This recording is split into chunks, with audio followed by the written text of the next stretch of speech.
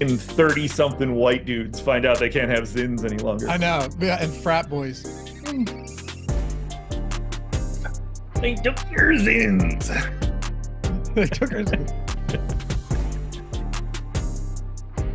Yo, good morning. Welcome to the Stochastic.com NBA strategy show.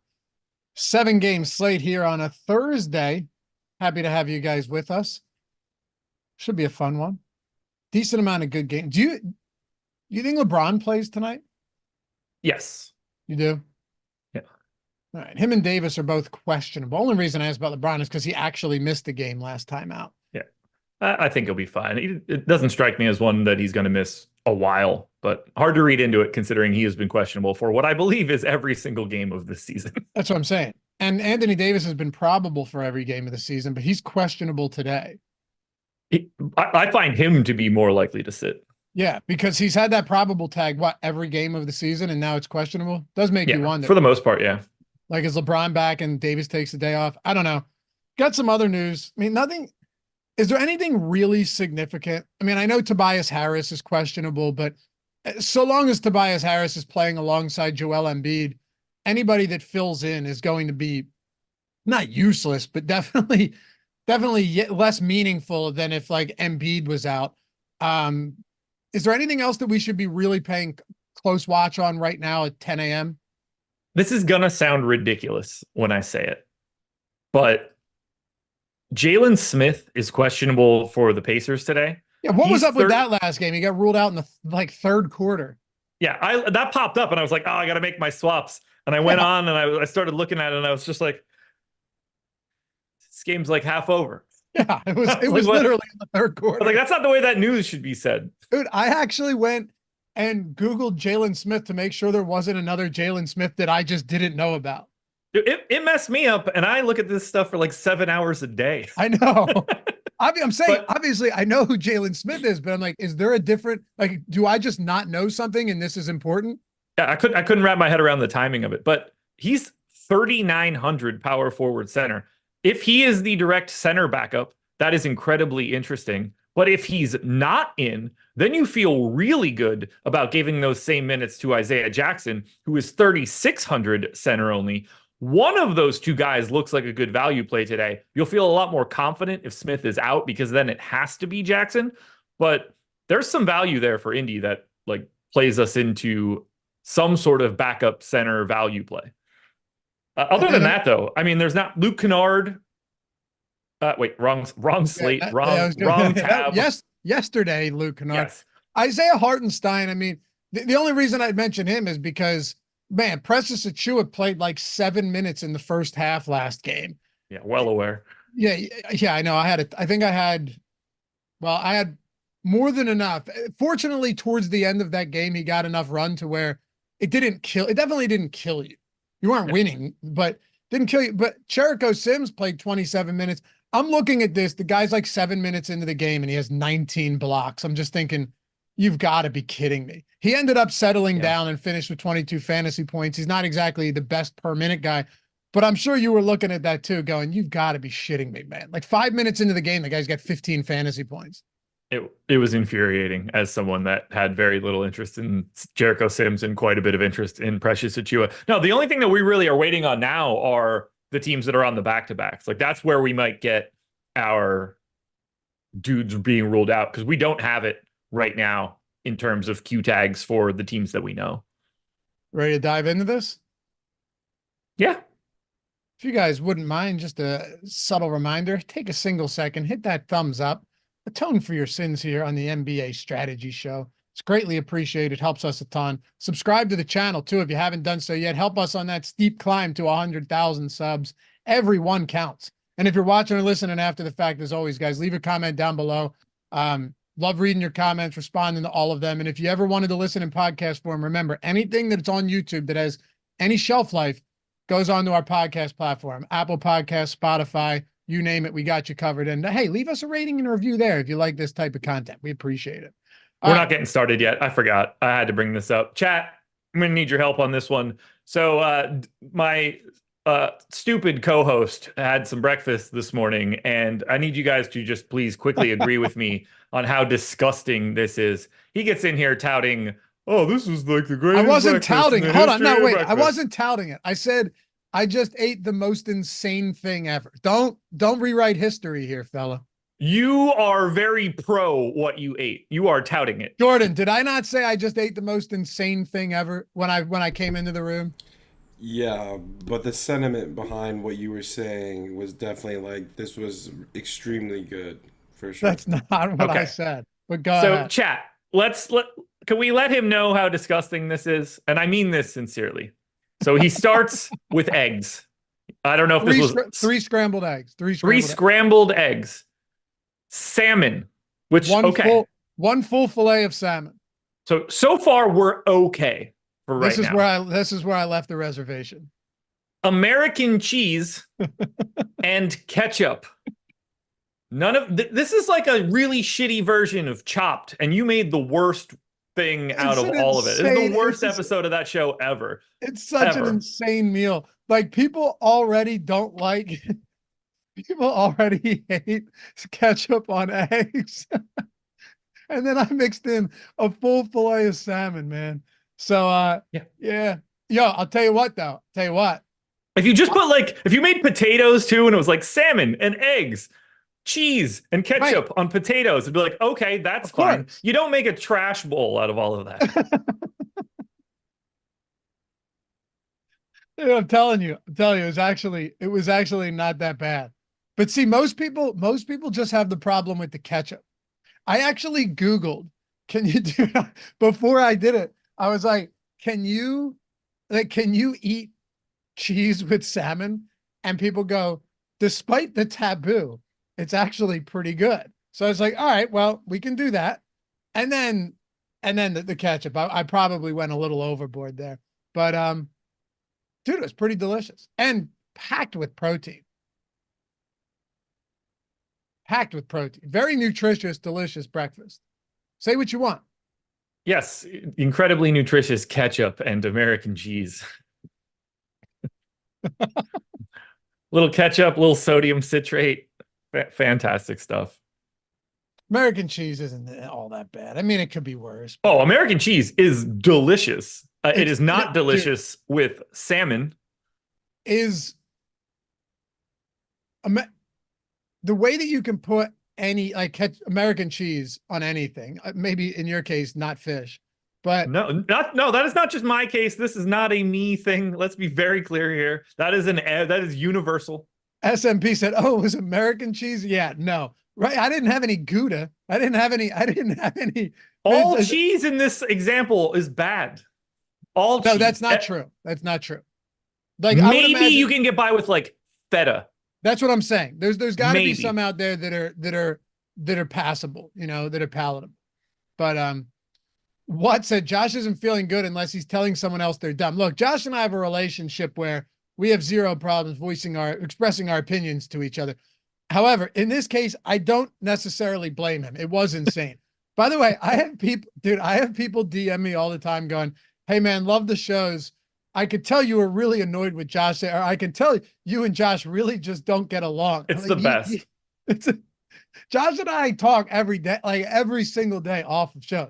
Yes. And the funny, I've never tried to develop this as like a shtick either. I guess it just comes off that way. I think most people know, but I've legitimately had people being like, "Man, you could cut the tension with a knife." It's like, no, what are you talking about? There's no tension whatsoever. Not at all. This conversation would have happened the exact same way if we were doing this show or not doing this show together. Yes, that's what we operate as friends. You bust each other's balls 24/7. Maybe because we're in 2024, you're supposed to. Yeah, you're probably not even allowed to say bust balls anymore. Right. What would you? No, it's not inclusive enough to everyone. What would you say? I don't know. You gotta... Don't. I don't want to get you in trouble. I don't want to get you in trouble. All right, let's talk. Don't. Let's talk some basketball. Don't talk basketball. I'm trying to save you from yourself. We're fine. Talk basketball here. Hey, I have a quiz for you guys. We'll get straight into it with Philly and Indy. -5.5 Philly on the road. 236.5 point total. Humbled said, "You and Josh's hand washing show is what kept me here." If Dude, if you guys never watched the show where Josh and I ate the Pocky one chip challenge, like if you're newer, you should go. I'll find that and throw it out there somewhere. You should check that out. You have it? Oh, dude, let's make some clips of that. Josh almost died. Oh man, it's so Yeah, bad. that was I so look back good. at that so not fondly. I remember whatever. We'll throw that out there. But all right. So Embiid coming off 105 DraftKings point game, right? Yeah, decent day. Can you name me since 2006 Mm-hmm. the 5 players? Because before that, you have to go back to like 1994, right? So I'm just using 2006. The 5 players who have had 70+ point games. Real points? Yes. So what, I think Kobe, you can, I for sure think you can Kobe, Devin Booker. Yep. Well, Embiid. Yeah, Embiid. How many more? 2 more. I don't have memory for these things because I don't. One of them give was a last shit. year. I thought you would know. One of them was last year. I don't know. No memory of these things. Donovan Mitchell. Oh yeah, forgot about that. Yep. And Damian Lillard. Oh yeah, Lillard Dame went on that heater where he was like doing it every night for like 3 weeks. He had one last year as well. Yeah. But then the last one before that was David Robinson in 1994. Wilt did it 6 times. David Thompson once in 1978 and Elgin Baylor in 1960. That's it. That is it. Yeah. It's crazy. It's crazy. All right. I got one more for, I know you said you're not good at this. Yes. Right? But 100 fantasy point games over the last 10 years. Luka for sure has one. I know that. Yep. Without question. I mean, I know Michael Jordan has one, but that doesn't count. And by the way, Luka has the highest one, like the highest one. Yeah. Technically Michael Jordan does, but that's not in your frame here. But Jordan's got the box score where we have the box scores where it's the highest fantasy score ever. I saw a graphic for it, so some of this is still in my brain, but I already immediately forget. But I don't know, somebody that shoots a lot of free throws and gets a lot of additional stats. I don't remember these things. Like I can't remember any individual events any longer. That's okay. James Harden. Makes sense. James Harden has 2 of them at 103 fantasy points. Yeah. Donovan Mitchell dropped 102. DeMarcus Cousins. I don't remember this. Cousins dropped a 102. He had 44, 23, and 10 with 4 steals and a block. That's nuts. Yeah, Joel Embiid has 2 of them at 100 too. I didn't know that. So yeah, there's been 700 fantasy point games over the last 10 years. 1 for Doncic, 2 for Embiid, 2 for Harden, 1 for Mitchell, and 1 for Cousins. It's bonkers, man. It's absolutely bonkers. It's fun to see too. Man, I didn't remember DeMarcus because I loved DeMarcus Cousins. I didn't remember him doing that. Yeah, I can't remember. I talk every single day about like fresh slates, so I can't retain anything anymore. It's too many numbers in my head now. There was a time in DFS where DeMarcus Cousins and Tyreek Evans on the same team was just like DFS mastery. Yeah. It was feels like a completely different sport, a completely different life. Totally. Tyreek Evans was fun though, man. He was good. fun. It was real good. Yeah. Let's talk about it. 76ers to what's Embiid's price? I didn't even look at. He only came up $200 since last game. You mentioned this last time we talked. He's essentially the same price as Nikola Jokic, except in this case, you have Joel Embiid facing the Pacers, 236.5 points. Man, I'm starting to feel a little weird from that fish and that salmon and eggs. A little lightheaded here. Turning on you a little bit. 222.5 point total between Denver and the Knicks.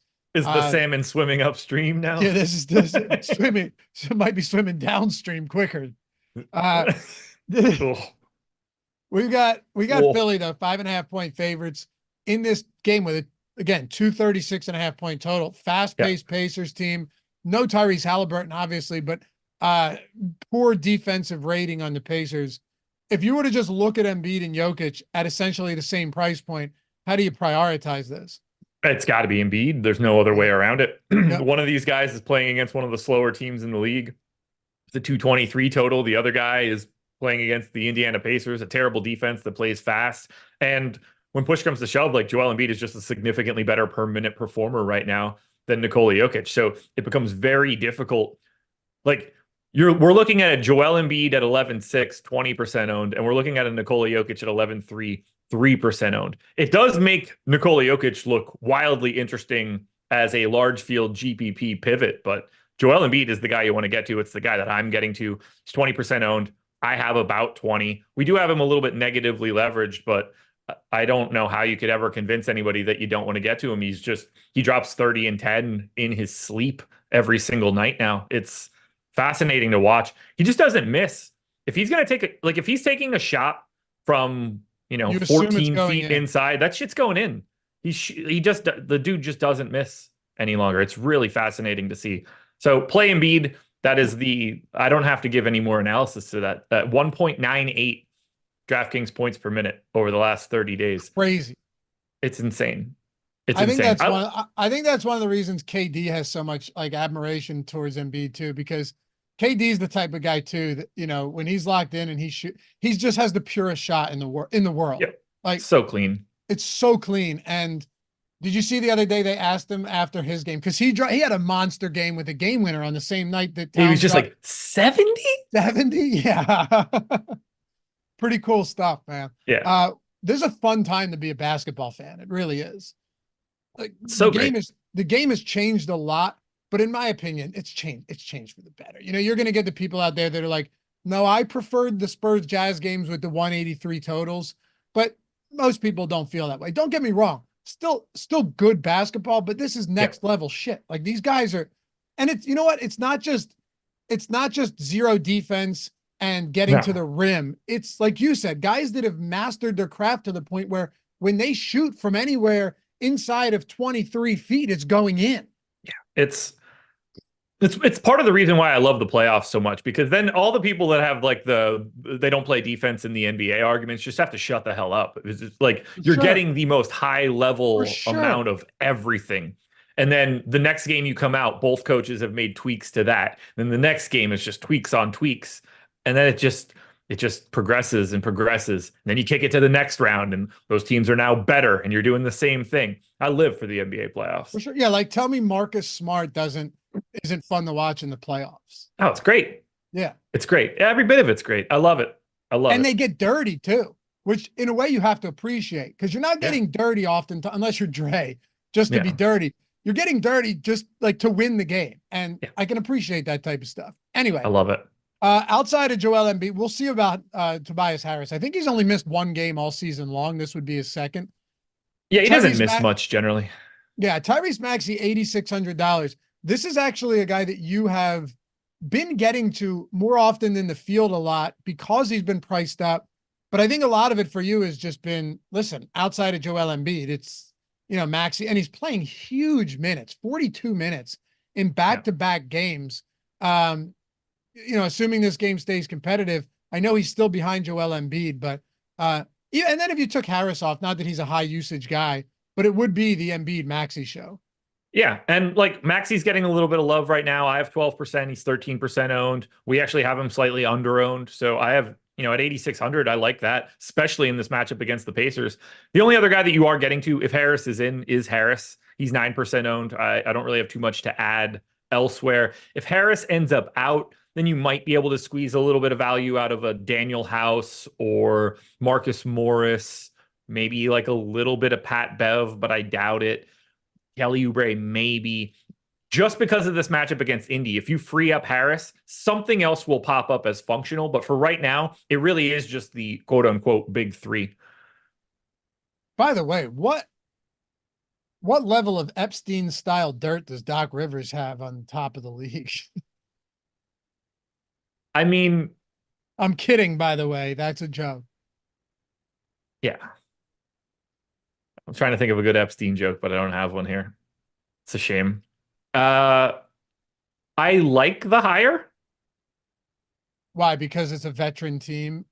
I don't know what else they were supposed to do. I commend them for recognizing that like they had to make this move now. They realized they fucked up and they had to fix it. And that is not something most teams do in the moment. They're now paying 3 coaches. I just don't know who else you could bring in this spot that can better like organize a team right now than Doc. Do I think it's like, do I like him being there?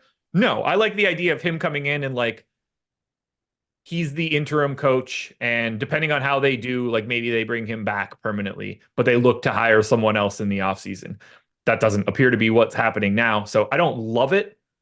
But at the same time, if they had to make a move, there isn't anybody else available that they could have, like, you're not going to bring back Coach Bud. That's untenable.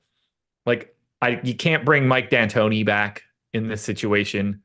You know, Kenny Atkinson is out there, but he's an assistant on the Warriors staff. So like that complicates matters. I'm such a big fan of Atkinson. It always surprises me that he doesn't get gigs like that after. Well, he was about to take the Charlotte job, and then I think he realized that it was Charlotte, and he's like, you know what, I'd rather stay with the Warriors. He's gonna have another job soon, but I think he's trying to pick his spots, which I get. Like, sure, but he worked wonders for that Brooklyn team before they kicked him out for, was it Nash? Was it who was it? Yeah,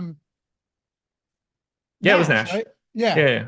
Yeah, they kicked him because Kevin Durant and Irving wanted to bring him in. Atkinson took a team that had no talent and made them like competitive throughout a whole season. He did. Was it Nash? Or was it somebody before Nash? I thought it was Nash. We can look it up. But I think it was. I think it was Steve Nash. Was Nash there when like Jared Allen was still there? I know that KD and Irving wanted to bring him in. That I agree with. I guess it was. I'm looking it up now. No, Jacques Vaughn came in as the temp coach, and then they brought Nash in. Really? Yeah, because Atkinson was playing. I talked about this yesterday. I guess it was with Bellman. Atkinson was trying to play Jared Allen over DeAndre Jordan, and they were like, no. And then they axed him. They finished with Jacques Vaughn. Then they hired Nash in the offseason. And then obviously they canned Nash and went back to Vaughn. Wait, Atkinson wanted to play who over Jordan? Jared Allen. So he wanted to make the right decision. Yeah. And they fired him for it. Yeah. Crazy. Yeah, that's so dumb, man. What are you doing with the Pacers on the other side? Siakam, and also we should probably take a look at this last game, since it was the second game with Siakam, because you and I talked about it before. Game blew out.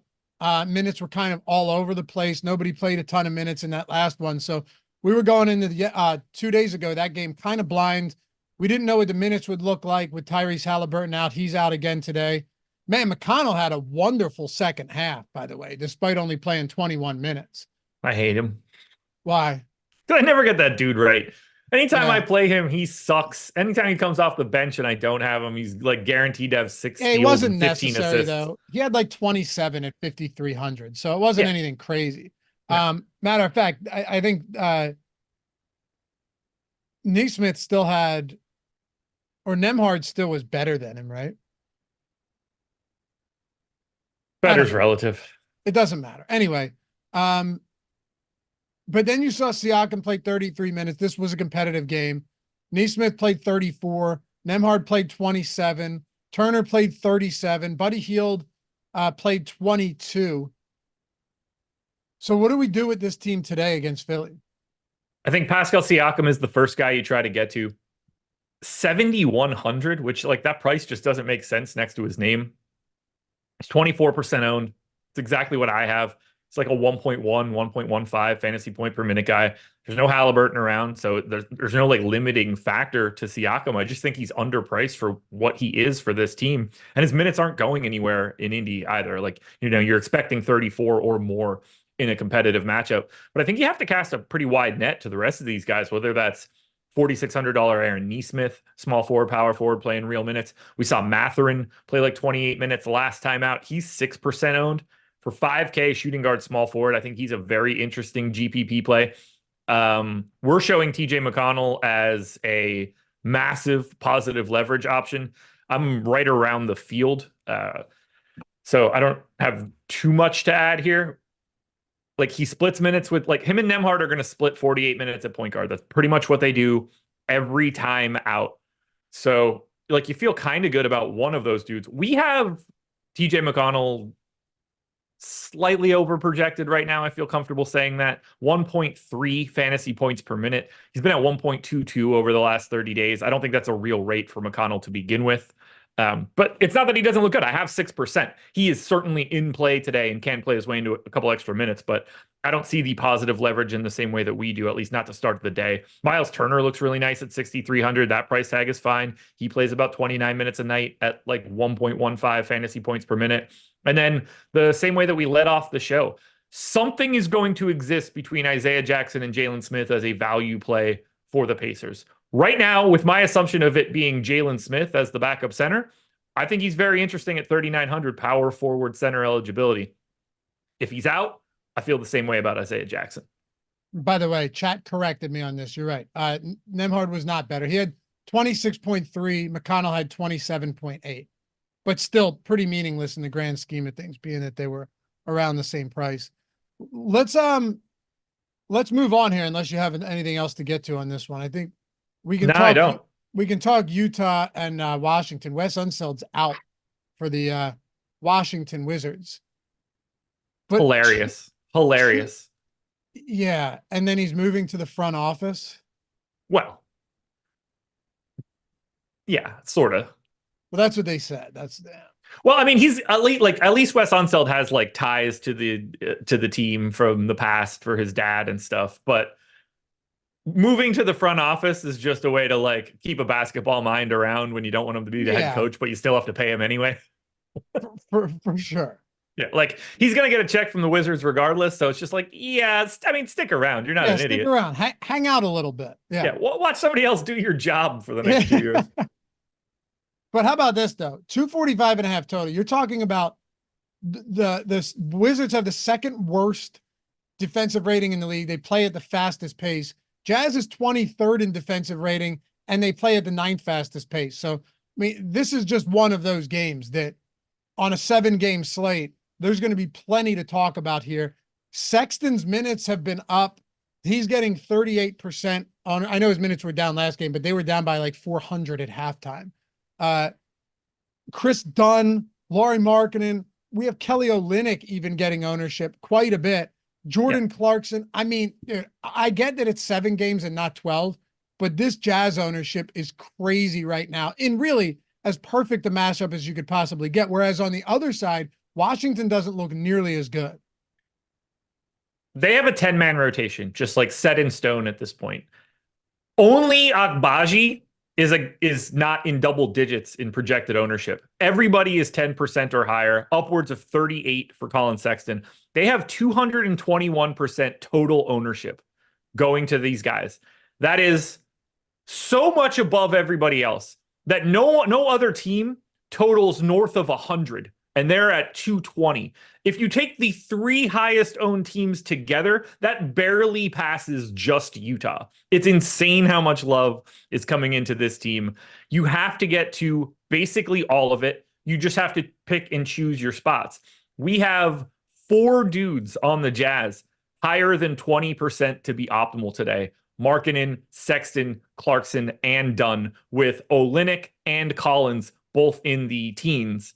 It's bonkers. I've got 35 to 40% of Sexton, Clarkson, and Chris Dunn. I am under on Markkanen, not the guy that I would like to be under on, but we also have him pretty negatively leveraged.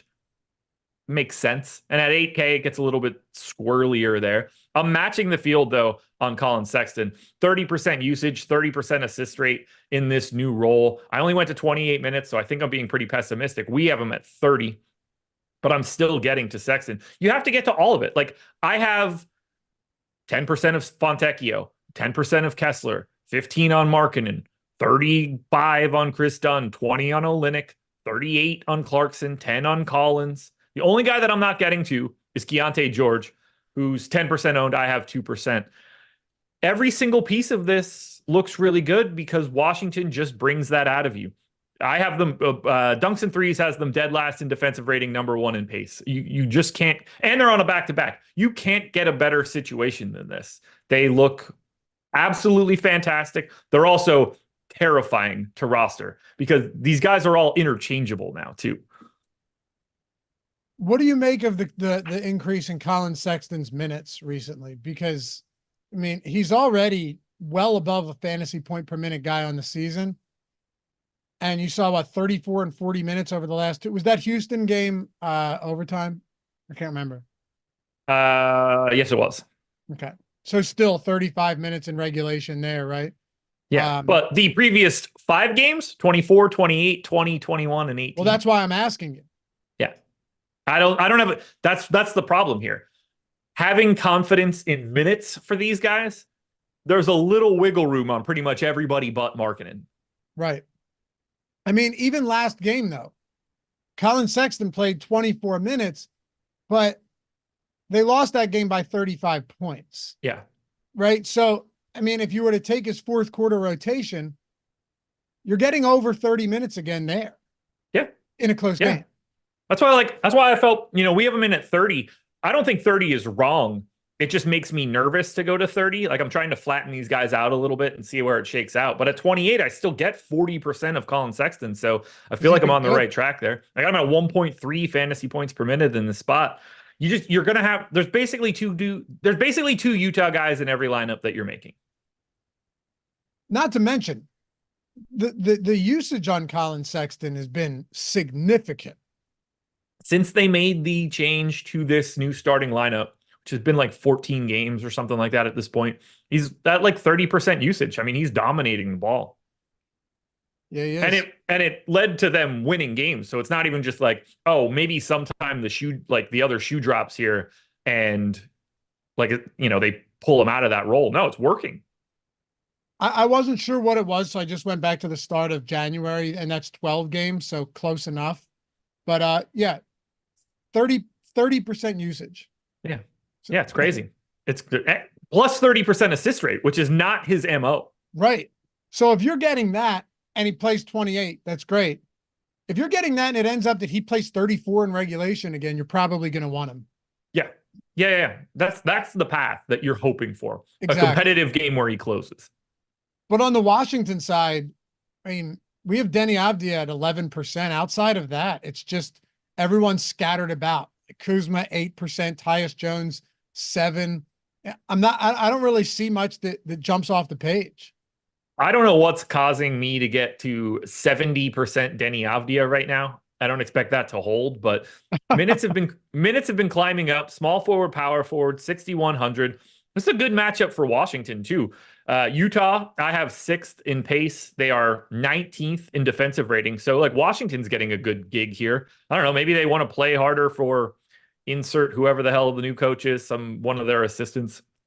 But I'm getting to a little bit of Kyle Kuzma. We have him positively leveraged. He's only 8% owned. I have 18, 1.2 fantasy points per minute over the last month for Kuzma. But I think Denny stands out. I think it's mostly a position thing, and that'll come down for me later. But 1.13 fantasy points per minute over the last month for Denny Avdia. That is a bit of a bump for him. I think he looks a little sneaky today, although he is the highest owned guy on the Wizards right now at 11%. But I like it. I don't necessarily love 72%, but that is where I am right now. Yeah, man, I get it. It's a lot. Is that before the show started when you went, oh man, my exposures are wild right now? Yeah, we got a couple more of those coming. All right. Add Denny Avdia to the list of my favorite GPP plays for today until I find out that that's not true. Anybody else interest you from Washington, or you want to move this on? I think we can move it on. All right, let's do it. We're talking about Denver and the New York Knicks here. There are going to be some games, by the way, that just don't stand out as much as others. That's a fact. Truth. In this case, we have Reggie Jackson getting, around 14% ownership right now. Yeah. The good thing about Reggie Jackson is you pretty much know what you're getting from him as far as minutes go. The bad thing is that you know what you're getting from him.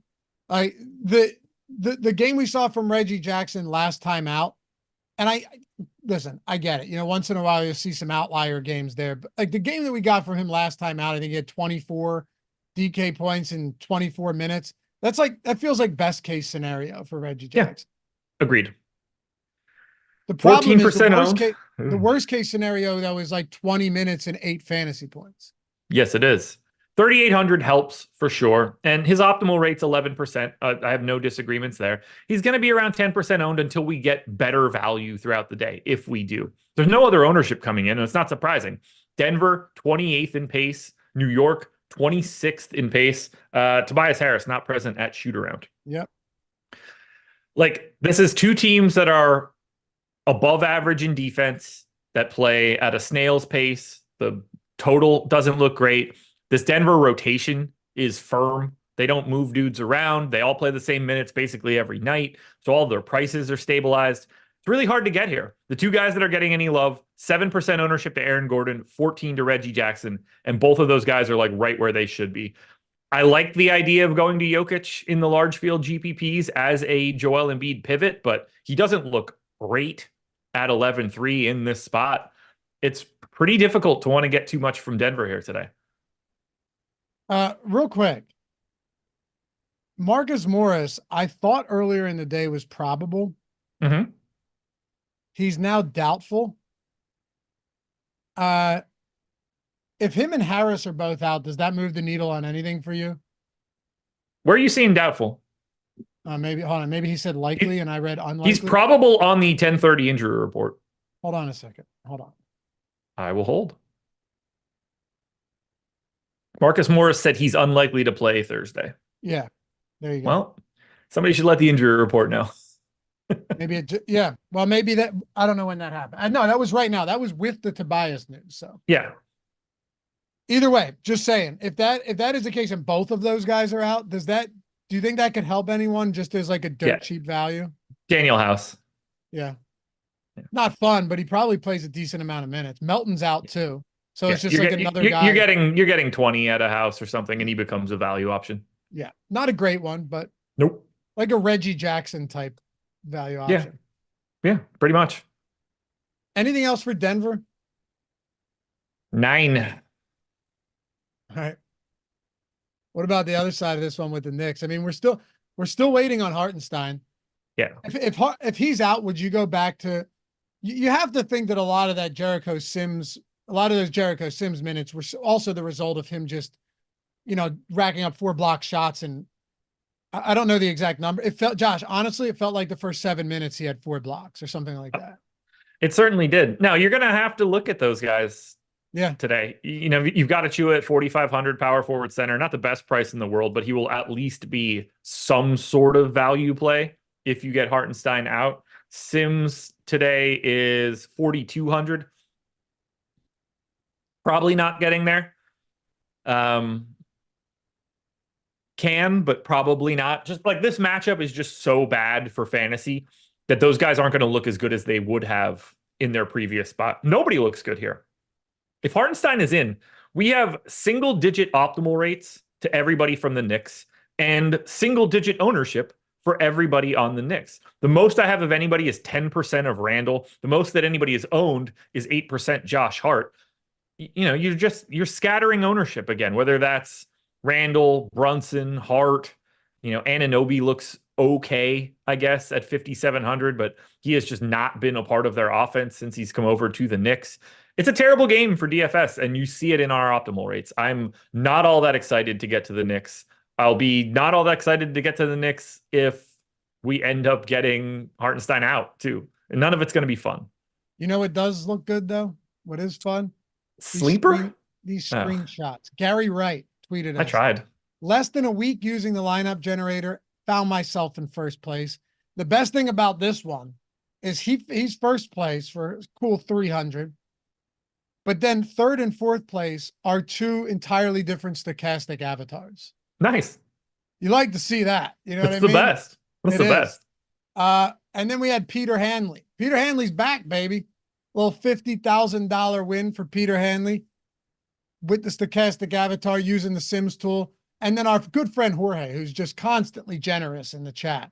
Yes. It's been a while, but here we are on 6th, an amazing ROI. $60 entry, thanks to the fantastic tools and content by the boys. 60 into 65, almost 6,500 using the Sims as well. So look, proof's in the pudding, man. If you guys ever want to check them out, links in the description. Lineup generator, definitely more cost effective, a great tool where you can generate as many lineups as you want, upload them to CSV, straight up. And then after you do that, like, you can see what the optimal percentage is. You can see how chalky or contrarian each lineup is. Get rid of the ones you don't want, save the ones you like, lock players in, swap players out if you want, and then see all of your exposure, see all your lineups in one spot. It's optimized for mobile as well.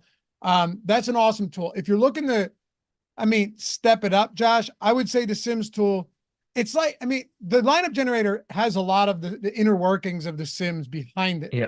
But the Sims tool takes it to a level where now you're competing, like, not to say you can't use the lineup generator in any contest, but the Sims tool is what, a lot of the pro players were using for a very long time before it became mainstreamed and you can actually use it for yourself.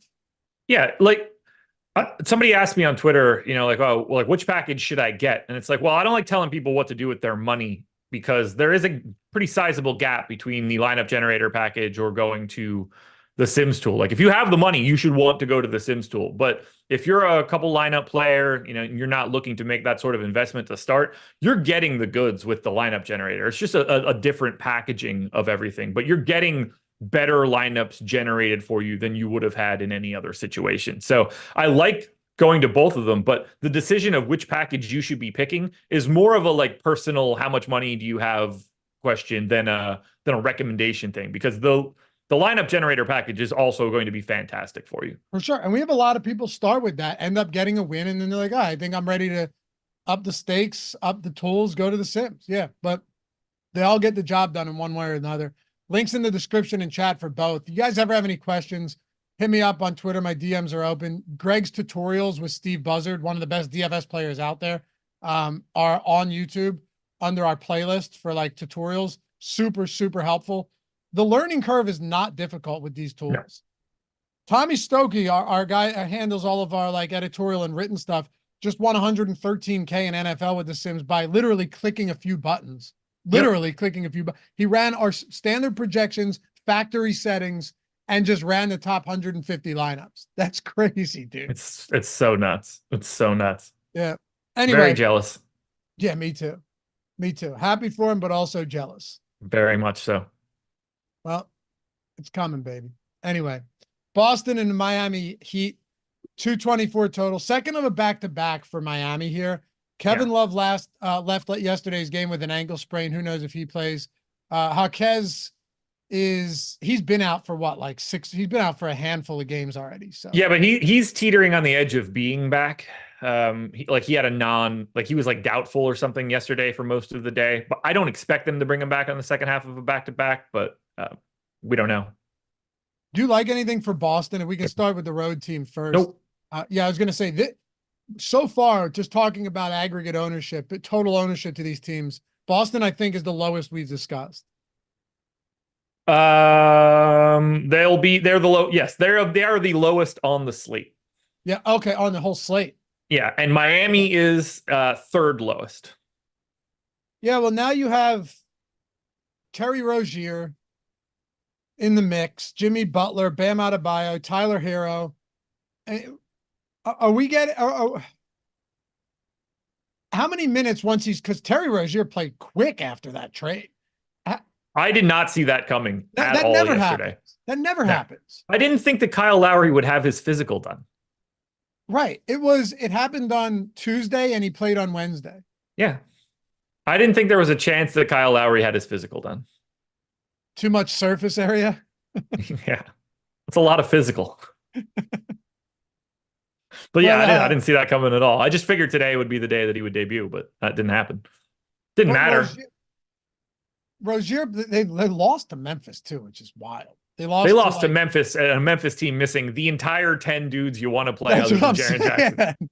Yeah, they lost to a real skeleton crew. Yeah. And at home. Weren't they at home? Yeah, they were at home. Yes. Yeah, as bad as a disgusting loss. But Bam played 40, Jimmy played 35, Hero played 38. Rozier played almost 30 off the bench. Rozier played the final 17 minutes of that game.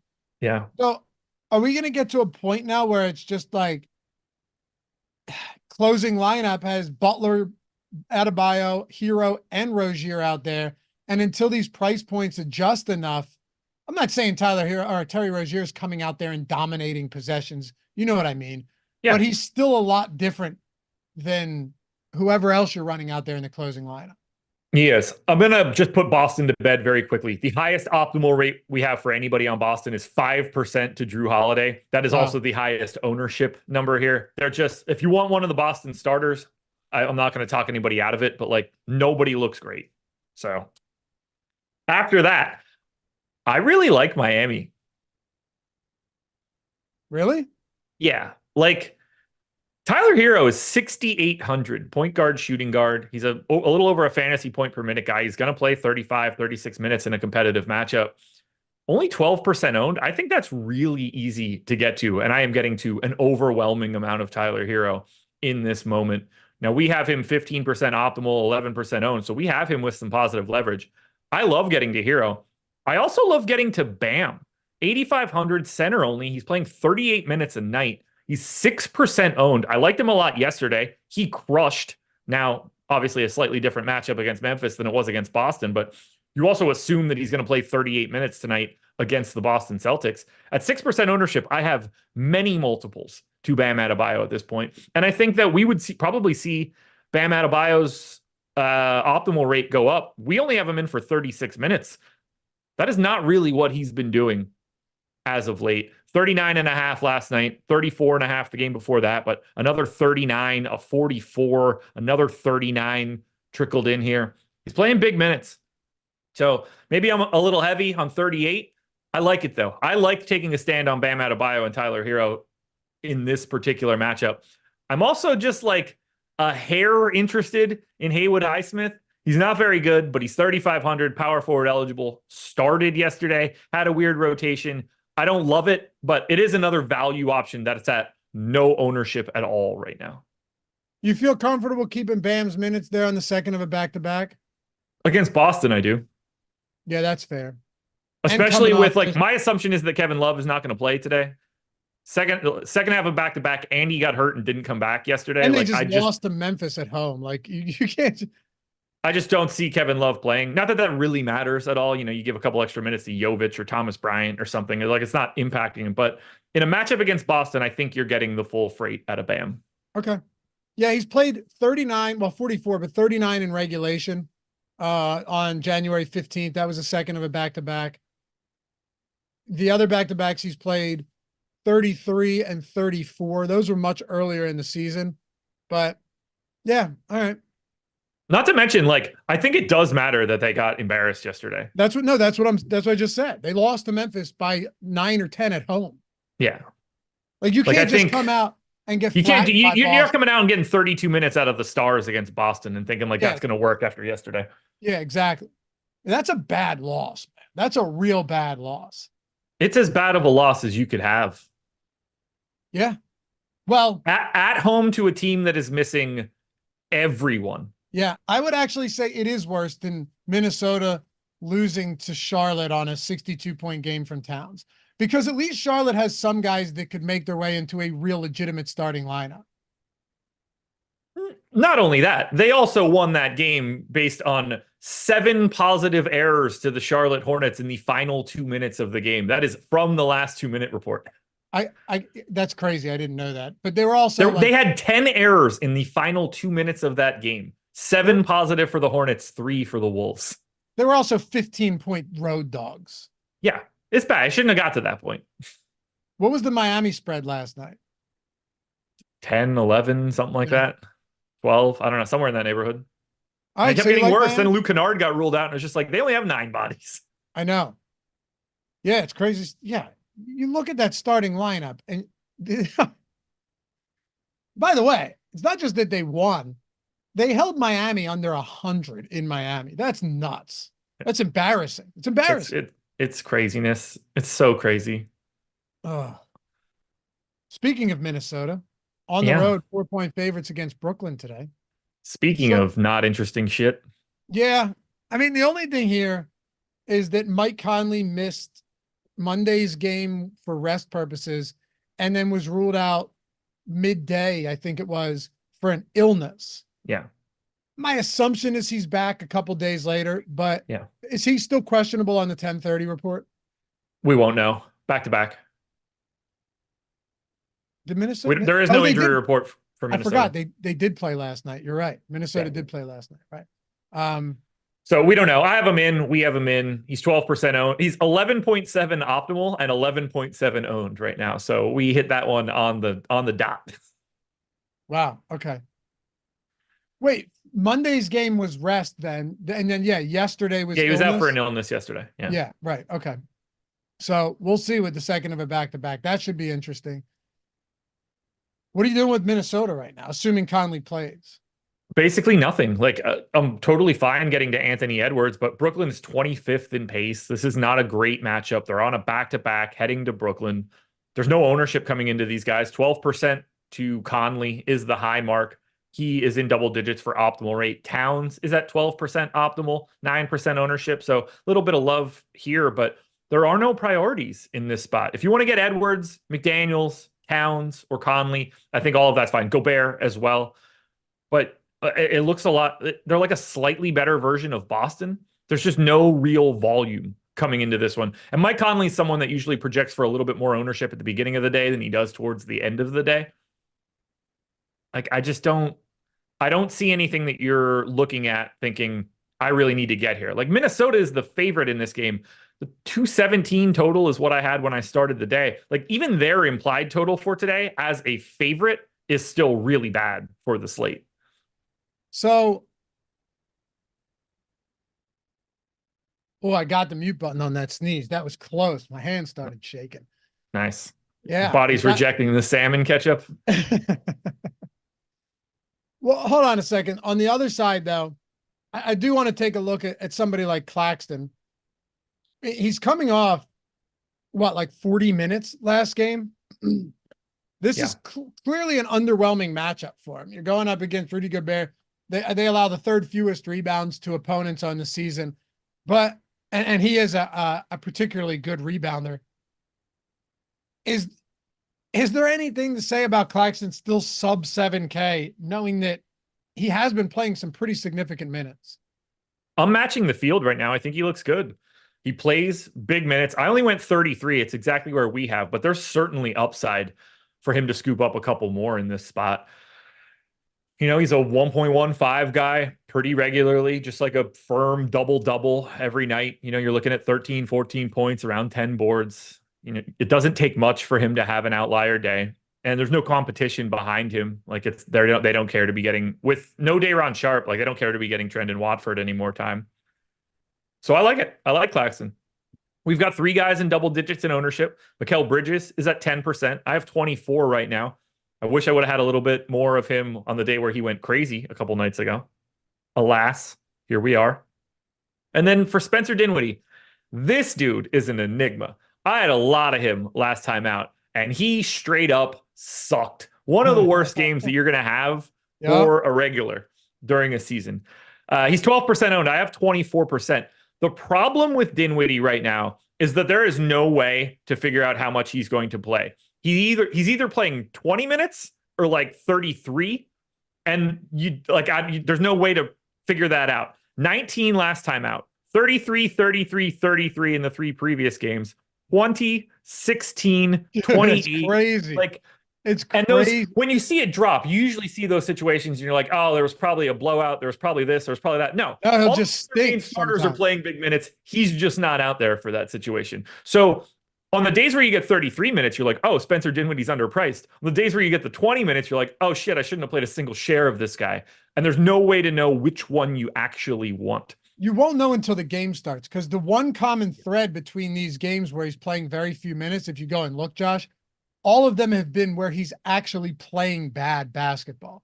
It's not like he's playing 20 minutes, and I'll just use fantasy points as a point here. Obviously, it goes beyond that, but like, it's not like he's playing 18 minutes and has 30 fantasy points. You're talking 19 minutes and 5 fantasy points, 0 for 4 from the field, 1 for 3 from the field, 3 turnovers, those type of games. So you kind of just don't know until he's out there. It doesn't help that he's terrible too. 54% true shooting this year is 23rd percentile. He's shooting 33% from three. That's 26th percentile. 37% from the mid range. That's 23rd percentile. 55% at the rim. That's 18th percentile. I mean, he's just cooked, man. It's not great. And he doesn't rebound. It's basically just assists and inefficient scoring. I'm sure Brooklyn's really ready to get rid of him for the second time. Like every other team that's had him seems to be ready to get rid of him. Luckily for me, I'm going to play twice as much as the field. Well, I kind of get it. I mean, look, here's the interesting thing. Yet last game has zero bearing on this game for Spencer Dinwiddie at all. Yeah. Nothing. Yeah, like they're 4.5-point dogs at home. Like if he just goes out there and plays like kind of well, and if you knew for sure right now Spencer Dinwiddie was going to play 33 minutes like he does in some of these games. At 5,200, you're going to have a lot. Yes. He'd be very popular. And what's going to happen is Minnesota's defense is just going to grind him into dust. Yes. Yes. But, he's going to grind my lineups into dust. Yep. But I get it. I get where you're going with that. Hey, Cameron Johnson is questionable, by the way. He is. They'll just slot in another nameless, faceless wing that no one gives a shit about. It's kind of like Brooklyn. What a terrible team. Yeah, it's not good. None of those guys would look even moderately appealing. No. But only 9 guys played last game. Yeah. Lucky them. I'm just saying. They don't have anybody else that can play. That's really the problem here. I'm just saying, like Ben Simmons obviously still out. Sharp is still out. If Cameron Johnson's out, I mean, there's no way they go 8-man rotation in January. No, so they'll play. It wouldn't make it. No, like somebody will play a couple extra minutes. How about speaking of Ben Simmons, by the way, only one more year left on that deal next year. Oh, I'm sure they're working overtime to restructure it or to extend him. $40 million. Yeah, I'm sure they're doing everything they can to get him on the books for another 5. Yeah, no, I'm gonna sneaky suspicion that that contract's gonna run out without an extension. Man, the ultimate heist. Good for him. Seriously. I've seen his house. I've seen the stuff he has. The dude's just playing video games all day in a mansion. I mean, we should all aspire to live Ben Simmons' life, honestly. Right. 40 million up. Like, I'm very curious to see what they end up doing with him. Yeah. I don't know. I can tell you one thing. They won't be happy no matter how it works out. They might just be happy to get rid of him. That's what I'm saying. Like, do you just, like, if you're the Bulls, do you just, like, take the Ben Simmons contract for next year and just get off of Levine? No. Okay. Would you? I mean, we're, like, assuming that we're not talking about what else goes into that deal and, you know, what needs to be paid off. Zach LaVine is at 43 million next year, 46 the year after that, 49 the year after that. Do you just want to hit the reset button? He's 20. He's going to be 29. I guess it's not crazy. It's not like DeRozan has a ton of years left either, right? Well, he's a free agent. No, right. But I'm saying it's not like you're building around the DeRozan or a Vooch. Like it's a right. Like they can team. Press the reset button if they want. It's not. Yeah, you know what? That's not the craziest idea. And the Nets need a guy that does the Levine things. DeMar DeRozan has been in the league since 2009. Yes, he has. Can you guess, Vooch?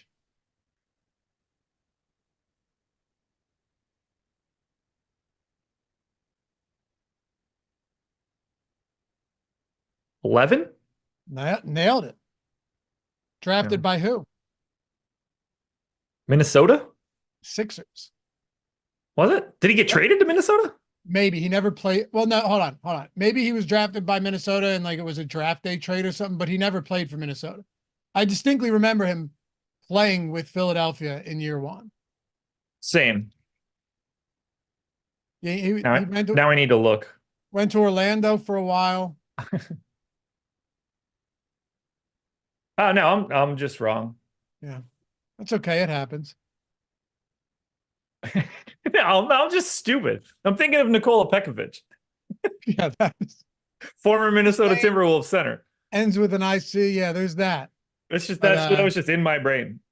Richard Fernandez, Josh got it quick. Not the team. Got the year. Not the team. Batting 500. That's okay. It's just in my mind. I was just like, oh, there's Nikola, center, Wolves. That's all to think. Yeah. And then there was Nikola Mirotic, Yeah. who Bobby Portis sent packing Yeah. Bobby Portis exploded his face. in practice. Bobby Portis gave Mirotic the Jordan Poole treatment. And it seems like it was the same sort of scenario where everybody was just like, we're all right with it. Yeah. Mirotic just like nobody was mad Jordan Poole got hit, and no one was mad that Nikola Mirotic got hit. No, Mirotic is just like, okay, I guess I'll go play Euro ball now. Yeah. He had a really good year like 2 years ago, at least. He wasn't a bad player, man. No, I mean, like, teams like actively wanted him as that stretch 4 option. Like he was the kind of guy that everybody wanted. I mean, the Bucks picked him up thinking it was going to be good, and he like played his way clean off the floor. Yeah. And Portis made sure he never came back. Yeah. What are you doing for the Kings with the Kings today? So we're looking at this game, 6th of the 7th game we'll talk about, 242.5 total. They're 2-point favorites against the Warriors today.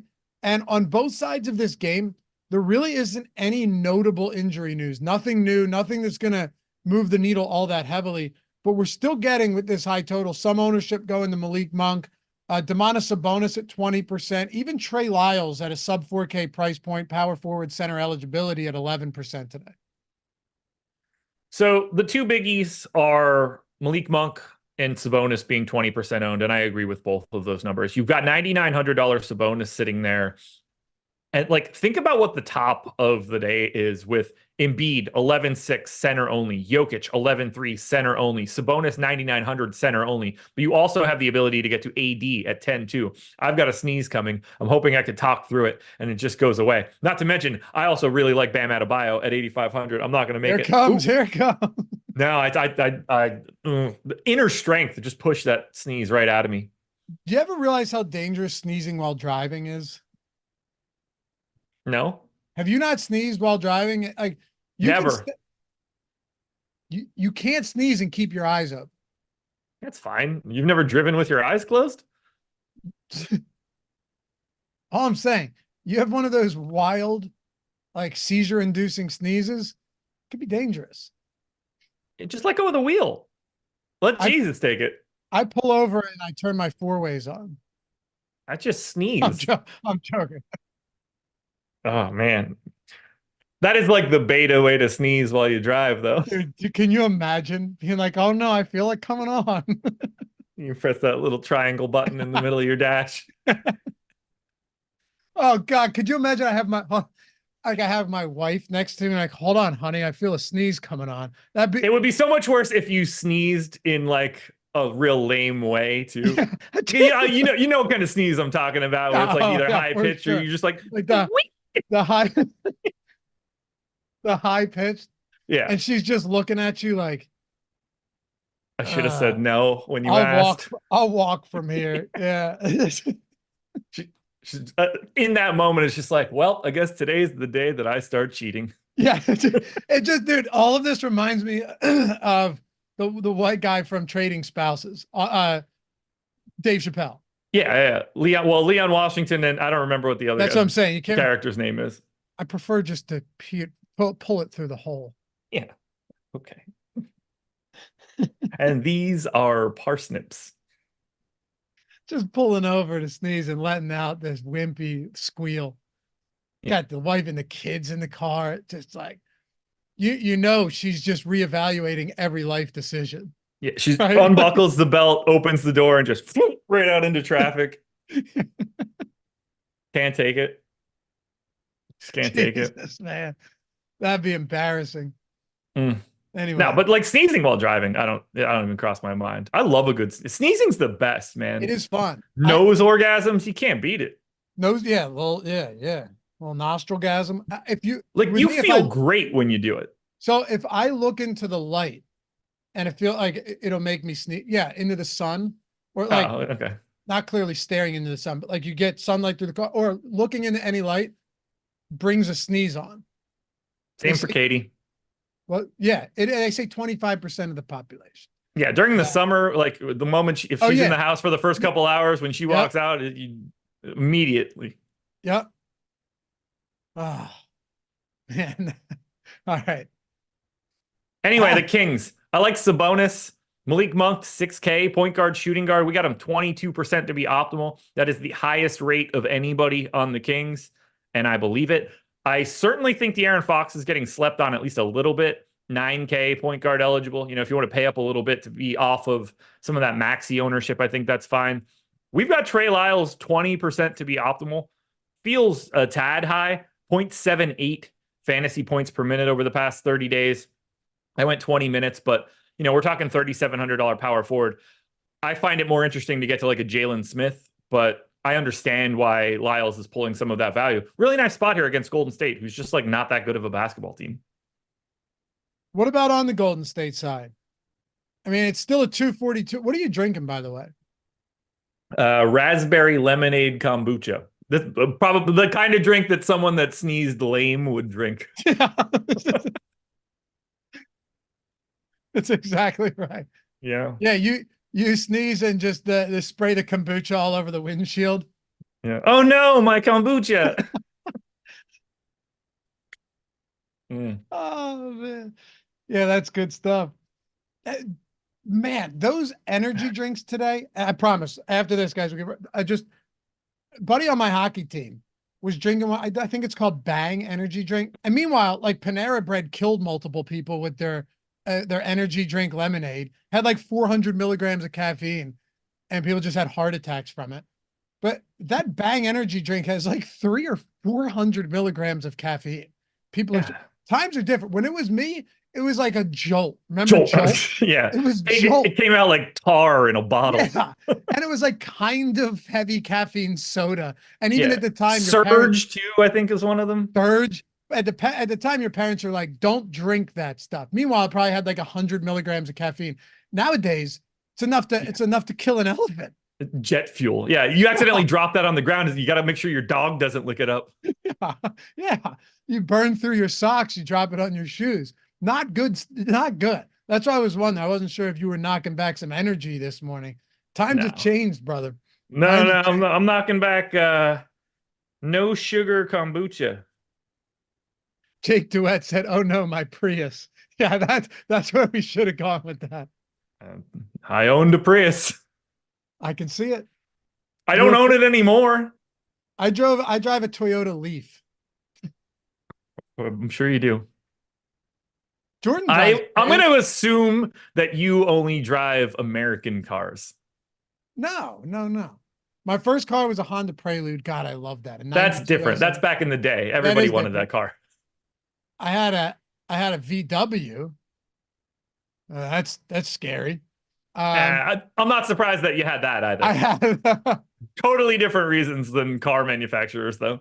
No. And then I had a Dodge Durango. I had another Honda. I had a Pilot, and now I have a Jeep Grand Cherokee. Yeah. So I've been all over the map. Strike me as a Ford guy or a Chevy guy. Never had a Ford. Never had you haven't lived until I've had a Ford. Yeah, never had you'll be getting a Ford Fit and a kombucha in no time. Yeah. No, dude, I did for a short time have a smart car. Go ahead. Can you imagine? I'm 6'1", bro. Trying to fit into a smart car would be insane. You don't want a Fiat? You want to drive around in that Urkel car? I watched like a 6'4", 320-pound guy get out of a smart car once and just thought, like, how in the world? Like, why? No, the moment you see that happen, you're like, that's a dumb car. Yeah. Dude, if someone accidentally lets go of their shopping cart at the grocery store and you're in one of those, you're dead. You're dead. Yeah, I only like you can only really use those cars if everybody uses those cars. Yeah, and in that case, I don't want to live anymore. Yeah, because I don't want to become the fly on a F-350's windshield. Right, exactly. I've seen deer get hit by cars before. I know what that's going to look like. Yeah. Worse. Oh, man. Oh God, we've gone off. Okay. The good thing is there's not a ton to talk about with Golden State. Nope. Single digit optimal rates, single digit ownership across the board. Kaminga probably looking like your best option, 7% owned. They are on a back-to-back, so maybe we get something interesting out of Golden State. Always, if you want to take shots at Steph Curry, it's fine. Certainly in a matchup against Sacramento, but this is not a priority team in any way. All right. Well, let's do it. I mean, Honda Preludes were great. Dude, I had the 92 SI and it was my first ever car, right? I think it was like. You probably drove that like such an asshole too. I crashed it in my neighborhood. Into a light post. Yeah, I was a asshole. I look back and regret some of that stuff for sure. But I was 16 years old. Yeah, and like you are only speeding in every opportunity where the car can speed. And to me, I thought it was fast, right? Because you feel like it's fast. You've never driven a Corvette or, you know what I mean? It's very shifty. It's like the Darren Sproles of cars. Yeah, yeah. I went around the turn. Their front wheel drive. The back end just wiped out. I went up over the curb straight under the pole and drove home like, oh, you know, like real upset about it. Real upset. But it had the futuristic dashboard, dude. It had a dashboard that looks like the stuff they make now. Yeah. Obviously not as good. Right. But the bucket seats in the back, the black leather. When you're 16, it was cheap, but it was sweet. I think I got it with 100-some thousand miles on. It was awesome. Yeah. They were cool cars. Buddy mine had a Prelude, so. What's that? Yeah, buddy. One of my best friends had a Prelude when we were growing up, so it was cool. They were fun, man. By the way, Sleeper's putting out free. I don't know if you've seen these, but like the discounted squares, the discounted plays that Sleeper's doing is insane. Christian McCaffrey's down. They discounted him. They discounted Lamar Jackson. They discounted Lamar Jackson passing yards down to a half of a passing yard. Yesterday, they discounted Tatum today. SGA, Lillard, Luka yesterday. They're doing an insane. Brock Purdy's down to a half a passing yard. If you're not over on Sleeper yet, time to sign up. Up to $500 first match deposit bonus. I don't know what's going on, but they're making a real push, dude, to like heavily compete with these other pick'em sites. And the way they're doing it is going, all right, everyone's doing $100 first match. We'll do 500. Everyone's doing one free square every few days. We're going to do 10 in 2 days. The deposit bonus is the one that I push as much as I can here for Sleeper. To get up to 500 is just nuts. It's such a great way to start off a bankroll. Like if you're trying to play on a pick'em site, why wouldn't you want to go to the one that's going to offer you the most bonus right out of the gate and then figure it out after that if that's the place you actually want to be?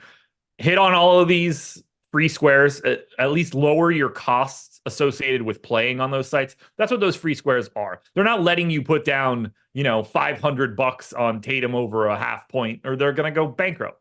You use those to lower their rake associated costs. You want to hit those every single day you can for whatever their limit is going to be, just to make your life a little bit easier. But take advantage of those deposit bonuses. It's too easy, especially with Odd Shopper now. You can just get those plays just funneled directly to your face on a day-to-day basis. Yeah. Richard said Sleeper's trying hard. Yeah, you have to, man. It's a competitive spot. But guess what? The only people that benefit from that are you guys. So take advantage of it. Link in the description and the link in the chat if you're trying to get that $500 deposit bonus match. And by the way, if you only have 50, you still get 100. You know what I mean? It's still matched 100%, just up to 500. And all those free squares heading into tonight and through the weekend with football. It's a perfect time to get in on that. All right, let's wrap it up. Chicago and LA. We mentioned it earlier this morning, but you do right now, you think LeBron will play. You have him in. I'll put they're both in for right now. And AD in. Yeah. I would love for both of them to sit just so I can get like 23 minutes, 24 minutes of Christian Wood and have him put up 50. No, not with the way that this slate is set up today. 2 7 o'clocks, 3 7:30s, and then 2.5 hours before the next game. I don't want to find out that Christian Wood's playing at 10:01. I hear you. All I'm saying is Christian Woods was one of those guys where 100% exposure. Yeah. 100%. I don't, please, God. Well, you wouldn't even be able to get to that today. No, I'm saying if we knew, it wouldn't make a difference because he'd be mega chalk, but you'd be getting every lineup Christian Wood if those guys were. As much as you possibly could. Yeah. Bulls What do you side of do? this one's weird. They have 6 guys, 10% or more owned. You're Alex talking about Caruso. Chicago, right? Yeah. Alex Caruso, DeSunmu, White, DeRozan, Vooch, Patrick Williams. I don't really have any Vooch. I mentioned that I've got a pretty big stand on Bam Adebayo right now, so I'm not that surprised. But he grades out really well. 5x his value, 14% optimal. Now, these guys do have some negative leverage associated with them, but I'm getting to Patrick Williams for value. I'm getting to Kobe White. I'm getting to Alex Caruso. The guy that I'm most interested in, though, is DeMar DeRozan, 7,400, small forward, power forward. Hasn't been playing very well as of late, but plays like 37 minutes a night. But the interesting thing for me here, I'm getting on the narrative train today. DeMar DeRozan back in Los Angeles. Does he go big here? Is he trying to get himself traded to Los Angeles in this spot? I don't You're know. going narrative train? I'm going narrative for today. Well, he looks good on paper, so the narrative just makes me feel better Just about sweetens it. the pot a little bit. Yeah. It does. Okay. And once again, you've got Kobe White, DeRozan, Vooch, all at that same price point. Yeah. Only guy that I don't love is Vooch because there's always center options, and I tend to dodge center ownership. But that, like, 14% optimal, 19% owned, you should still be getting to him. What about on the Lakers? Oh, and by the way, we had a question in chat. Are 4 or 5 leg props, like, what's the best? So I can't play pick'em sites, but I bet. I'm in a legal betting state. I'm generally a 3-leg parlay guy. Now, I've spoken to some very, very, very smart people that essentially, gamble on sports as if they're like GPP players, right? And they've told me that from a betting perspective, generally speaking, 3-leg parlays are more optimal. But it's different for pick'em sites, I think, right, Josh? Yeah, you're going to have a little bit of a different payout structure depending on the site for payouts. For Chandre in particular, it's going to be better to not play because you're just going to be a lifetime unsuccessful dude. But that, if we're talking about this moving forward for everybody else, it's an interesting combination of getting money down and getting the best juice possible.